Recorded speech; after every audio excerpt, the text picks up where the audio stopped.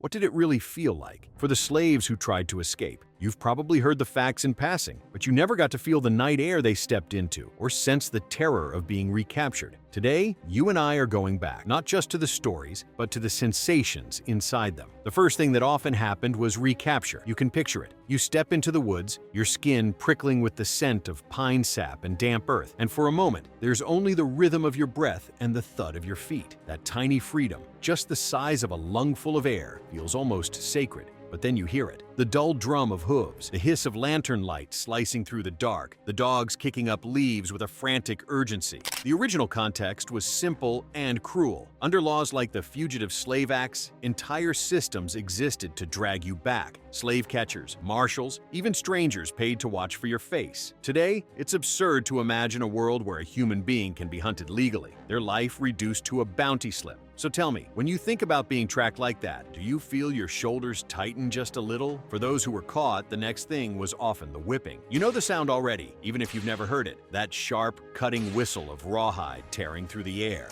The smell is what people forget to talk about. The metallic tang of blood, the sourness of sweat, the sting of dirt sticking to open skin. Historically, this wasn't a rare punishment. It was practically routine, recorded again and again in runaway reports and plantation logs. Today, the idea of anyone being lashed until their back resembles a map of raised, permanent scars feels unreal, like something ancient, impossible. But the truth lived in flesh. And if you let yourself imagine the sting, the helplessness, the shame, doesn't some part of you wonder how anyone stood back up afterward? Then there was the branding. Yes, branding, the way you mark livestock. Close your eyes and feel the heat of the iron. Hear it sputter as it hisses against sweat-moistened skin. The smell is unforgettable, a mix of burning hair and searing flesh that you wouldn't wish on anyone. In context, enslavers used it to mark you as property, to warn others, to advertise that you'd once tried to run. Today, the idea of a human being scarred with a letter, an R for runaway, sounds grotesque, like something ripped from a nightmare, but it was real. And it leaves you wondering, if someone burned your face to break your spirit, would it actually stop you? Or would it only make the fire inside you burn hotter? Others had their toes or fingers amputated. You might flinch just imagining it. The cold bite of the blade, the sting that shoots up your leg, the awful rush of blood you can almost taste in the back of your throat. The context was simple. Remove the parts needed to run, to escape, to resist. Mutilation wasn't metaphorical, it was calculated. And in today's world, where medical procedures revolve around safety, consent, and healing, this kind of deliberate harm feels alien. But think about it for a second. If you lost a toe or two, if your balance was forever compromised, if every step reminded you of the punishment, would you still have tried again? Some were forced into iron collars fitted with bells. You hear it first, this faint clinking like cattle grazing somewhere in the distance. But then the weight settles on your shoulders. You feel the cold metal pressing against your collarbone, the ring digging behind your ears. Every step sets off that humiliating little chime, a sound that follows you everywhere. Historically, these collars were designed to make movement obvious, escape impossible, silence unattainable. Today, it sounds like medieval cruelty, something you'd only see in a museum or fantasy film. But imagine wearing a bell that announces your presence every time you breathe. Does the idea make your chest feel a little tighter? Sometimes the punishment was being sold away. Imagine hearing your name spoken in a tone that isn't a greeting but a verdict. Picture the smell of the auction house, sweat, dust, tobacco, and fear. You look around, searching for familiar faces, but you already sense what's happening. You're being torn from everyone you love. Historically, this was one of the most common punishments. If you tried to run, you risked being sent deeper south, to harsher fields, more brutal overseers, a place where escape routes stretched farther and hope shrank thinner. Today, we talk about moving cities as an inconvenience, but imagine relocation as a weapon. If you knew your first attempt might get you sold hundreds of miles away, would you still risk it? And for many, the separation wasn't just from place, but from family. Close your eyes and picture someone you love standing a few feet away, your fingertips almost touching, while an overseer or traitor pulls you apart. Hear the wail that comes out of your throat before you even realize you're crying. Family separation wasn't incidental.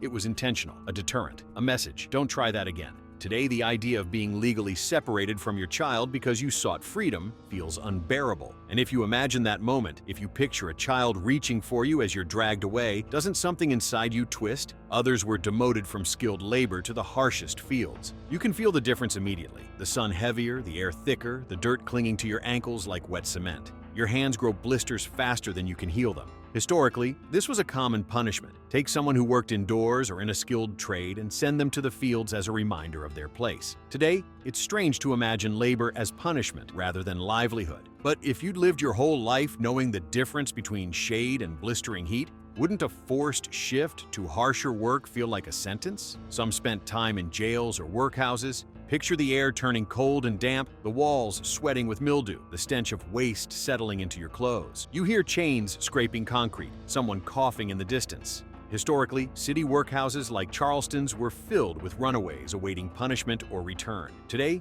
jail is supposed to be tied to law and process, but for enslaved people, imprisonment was simply another tool of control. Imagine being locked in a room where the air itself feels punishing. Would the walls break you, or would they sharpen your will? And then there were the wounds, the ones that didn't end with the whipping, but began there. You could almost feel it. Your back split open from lashes, the skin ridged and burning, and then someone rubbing salt or turpentine into the cuts. The sting is so sharp it steals your breath, the way icy water steals it when you plunge too quickly. Historically, this was framed as treatment, a way to disinfect wounds, but the truth was simpler and darker. It was meant to hurt, to remind you, to make the next attempt feel impossible. Today, the idea of intentionally making pain worse feels like a cruelty outside imagination. But when you picture yourself standing there, flinching as that sting shoots through your spine, do you think the pain would break you, or just teach you how deep your desire for freedom really was? Some were permanently disfigured, ears cropped, or worse. Imagine the cold air hitting the side of your head where your ear used to be. The way whispers sound different, like you're only half inside the world. In the era when these punishments were common, mutilation wasn't viewed as excessive. It was considered practical, a visible mark, a warning sign, something that said, this person tried once, and they might try again. Today, to harm a person in such a way is unthinkable. But back then, it was a statement of ownership. If someone carved a warning into your body, would it make you quieter, or would it make you dream louder? There were those who faced execution, public, brutal, meant to be remembered. You hear the hush of a crowd gathering, the scrape of wood against wood as a platform is assembled, the thick smell of smoke or rope fibers. Executions didn't happen for every runaway. They happened enough to plant fear deep in the bone. If an escape was tied to resistance or revolt, the punishment could end in hanging, or sometimes burning. Today, the idea of death as a disciplinary tool feels medieval, archaic. But imagine standing on that platform, the world narrowing to a single heartbeat. Would you feel regret, or would you feel defiance? Others were hunted not just by men, but by dogs. You've heard that sound before. The growl that rises low, like thunder under soil. The sharp bark that cracks the night open. You can almost feel the hot breath at your heels, the panic that surges through your body as the rustle behind you grows louder. Dogs weren't just trackers, they were weapons, trained to bite, to maul, to terrify. Today, dogs are family members, companions curled at our feet. But imagine hearing one chasing you through the dark, claws tearing into dirt behind you. Could you outrun the fear, even if you outran the dog? Some were shot during the chase. Picture the sound of a musket cracking through the night, loud enough to shake the leaves from the trees. You don't feel the bullet at first. You just feel warmth spreading, your knees buckling, confusion rushing in before the pain does. Historically, many laws allowed enslavers and patrols to shoot a fleeing person without consequence. Today, the idea that your very act of seeking freedom could be met with a bullet feels unbearable. But if you knew a gun might be pointed at your back the moment you ran, would your feet still take that step? Many lost any legal protection they might have hoped for. Imagine being dragged into a room where a man behind a desk won't look at you, won't listen to you, won't accept your testimony. Under laws like the Fugitive Slave Act, you had no right to a trial, no right to speak, no right to defend your own identity if someone claimed you. The whole system was against you before you said a word. Today, we think of justice as a process, imperfect but present. Back then, the process was simply this. You were property, but picture sitting there, wrists chained, knowing nothing you say matters. Would you stay silent, or would you scream anyway? Some were forced under constant surveillance afterward. Imagine waking up each morning with eyes already on you, overseers watching your hands, your steps, the direction your face turned when a road curved north, every pass denied, every errand questioned, every movement measured. Historically, runaways who were caught often found their lives tightened into something suffocating. Today, we think of privacy as a right, but they lived with none. If every second of your day was watched, would your mind fracture? Or would you find small ways to let your spirit slip through the cracks? Others were humiliated publicly. Picture yourself forced to stand on a platform wearing a collar with long prongs jutting upward, or a bright, humiliating cap. Picture people passing by, staring, whispering. Historically, these punishments were meant to be unforgettable, to shame you so deeply you'd never think of running again. Today, public humiliation is a social stain, not a physical tool. But imagine standing there, feeling every stare burning into your skin. Would the shame sink in, or would it harden into something else? And beneath all these punishments, there was the constant threat of being worked harder, pushed deeper, drained faster. You feel it in your muscles. The ache that begins before dawn, the weight of exhaustion like mud clinging to your bones. Many who tried to run were put on harsher tasks, longer hours, more brutal conditions. Today, exhaustion is a nuisance. Back then, it was a tool. Imagine your body already worn thin, then asked to bend farther. Would it break, or would it bend toward escape again? But despite every danger, every consequence, some people did escape. Picture that moment, the moment your foot touches free soil, your breath catching in your chest, a stunned silence filling your body as you realize you're not being followed. The air feels different.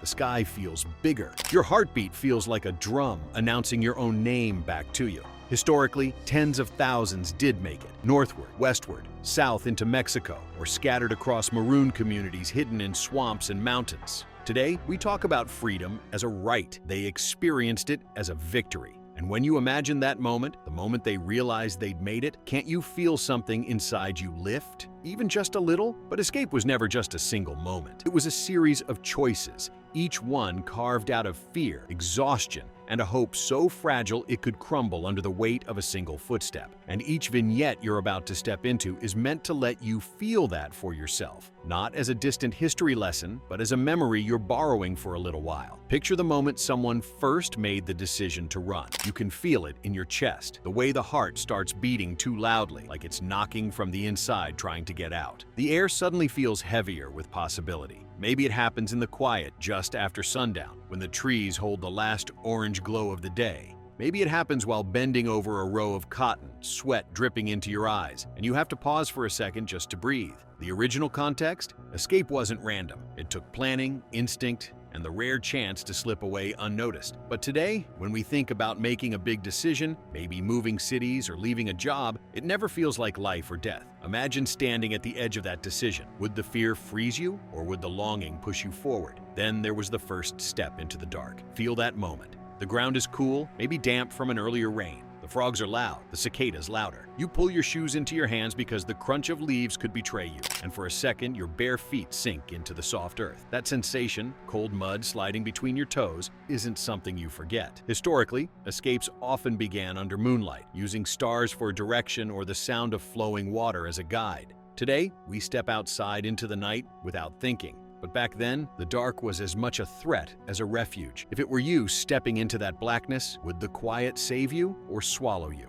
Then came the hunger. It creeps up slowly at first, a hollow throb in your stomach. You keep walking, telling yourself you can ignore it. But hours pass, then a day, then two. You can almost taste the dryness in your mouth, the way your tongue sticks to your teeth, the way your breath starts to feel like it's scraping. Historically, food was scarce for those fleeing. Some carried scraps, others relied on luck, or the mercy of strangers, or the small edible plants they'd learned to recognize. Today, going hungry is an inconvenience, not a survival test. But if you were days into an escape, your body begging for something, anything, would you turn back or keep pushing? Then there was weather, the unpredictable, unforgiving kind. Imagine rain coming out of nowhere, heavy and cold, soaking into your clothes, making them cling to your skin until every movement feels weighted. Or imagine the heat, thick, relentless, baking your skin until it stings. Historically, those fleeing had no shelter, no guarantee of rest, no place to dry off or warm up. Today, when a storm hits, you step indoors without thinking. But if you had to keep walking through it, shivering, teeth chattering, or dizzy from heat, how long before your body gave out? Sometimes people ran into snakes or wild animals. Feel the snap of a twig under your foot. Everything goes quiet. You hear a low, warning rattle somewhere near your ankle. Your entire body locks up. Historically, swamps, forests, and fields were full of dangers beyond patrols and dogs. Cottonmouths, rattlesnakes, panthers, wolves. Today, we rarely walk through wilderness at night. But imagine being exhausted, dehydrated, trembling, and hearing something move in the brush behind you. Would you run faster or freeze? Then there were those moments when the path simply disappeared. You've probably felt a small version of this before, getting lost, driving home, or missing a turn on a hiking trail. But imagine that feeling when the stakes are your freedom.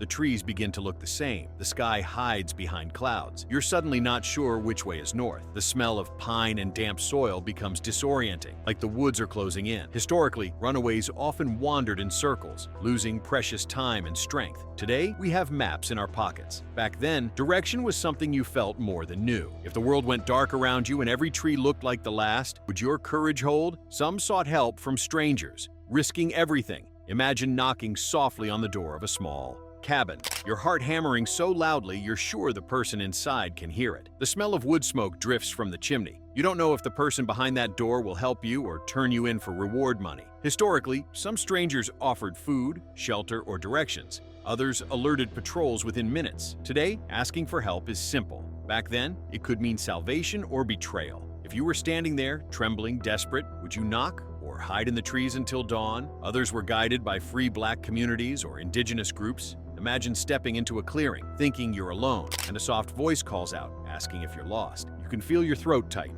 You don't know yet if you're safe, but then the person hands you a cup of water, maybe a piece of bread. Maybe they point you toward the next place where you'll be hidden. Historically, many escapes depended on networks that existed long before the Underground Railroad we hear about in school. Today, we think of resistance movements as organized, official, but back then, it was whispered, hidden, passed hand to hand. If someone reached out to help you, would you trust them? Some hid in swamps, weeks at a time. You can smell it immediately. Stagnant water, rot, mud. You feel the soft, sucking pull at your ankles, the buzzing of mosquitoes drilling into your skin, the wetness that never leaves your clothes. Historically, swamps like the Great Dismal Swamp became havens for those fleeing, home to entire maroon communities living in isolation. Today, a swamp is something you drive past without thinking. But imagine living in it, cold, wet, feverish, hungry, because the alternative was slavery. Would you endure the swamp's misery for a chance at freedom? Some hid inside barns, attics, or crawl spaces, minutes from discovery. Imagine lying still on a wooden beam,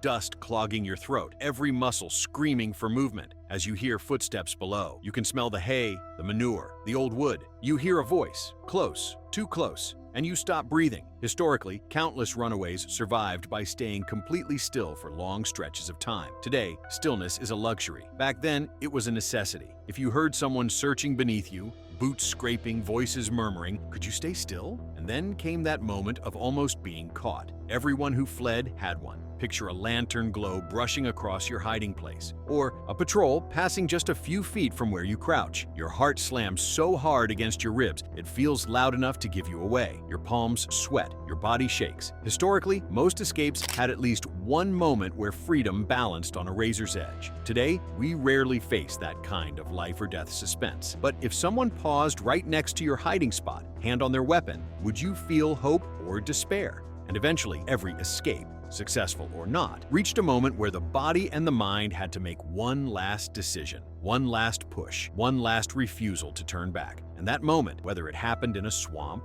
forest, a city street, or a cold attic crawl space, was the moment that defined everything that followed. Imagine walking until your legs throb so badly you can feel your pulse in the soles of your feet. The muscles seize, the skin cracks, every step feels like you're walking on glass. Sometimes your feet bleed, sometimes they swell so badly you can't pull your shoes back on. Historically, runaways often traveled dozens of miles in a single desperate stretch, pushing past exhaustion that would level most people today. You and I get tired after a long hike or a late shift, but this was a fatigue that lived in the bone. So imagine this. If your body screamed at you to stop, but stopping meant being enslaved again, would you listen to your body or your hope? Then there was the loneliness. People forget how much that mattered. You hear everything when you're alone like that. The wind, the groan of old branches, your own breath sounding strange and too loud. Loneliness can play tricks on your mind. It makes shadows look like people, and silence sound like voices whispering your name. Historically, escape wasn't just physical. It was psychological warfare against isolation. Today, even when we're alone, we're never really alone. Back then, the silence was absolute. If all you had was the sound of your own heartbeat, would you find comfort in it, or would it unsettle you?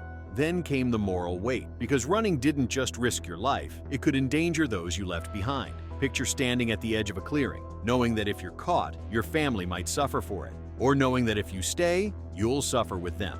Historically, enslavers often punished the relatives of escapees, hoping fear would break the desire for freedom. Today, our choices rarely carry consequences for the people we love at that scale. But imagine making a decision that could hurt someone else simply because you wanted to survive. How would you live with that tension?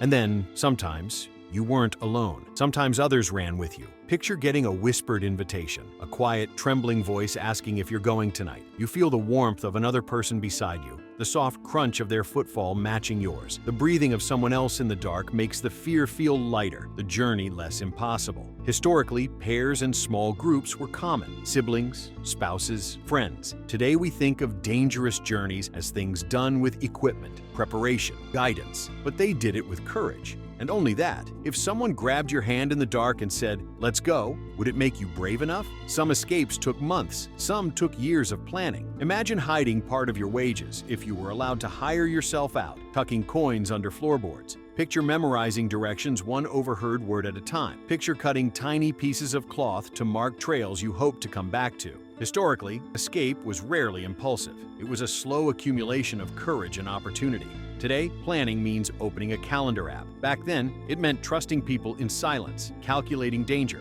and hoping the world tilted in your favor at exactly the right moment. Can you imagine living with a dream that takes years just to attempt? And then, after everything, the destination came into view. Maybe it was the blurry outline of the Ohio River. Maybe it was the dense canopy of the Great Dismal Swamp where maroon communities waited. Maybe it was the soft knock at a safe house door. Maybe it was the North Star, finally sinking low over the horizon where freedom lay. Picture that moment. The air feels thinner, lighter. Your throat tightens. Your knees nearly buckle. Not from exhaustion, but disbelief. Because after everything, every mile, every fear, every brush with death, you finally reached something that feels like a different world. Historically, freedom didn't erase the trauma that came before it, but it opened a door that had been locked since birth. Today, we use the word freedom casually. Back then, freedom was the most precious thing a human could fight for. And then there were the ones who didn't escape, the ones caught, the ones punished, the ones scarred, beaten, sold, maimed. But here's the truth you feel deep in your chest when you sit with these memories. Every attempt, successful or not, was an act of rebellion, a declaration of humanity in a world trying to erase it,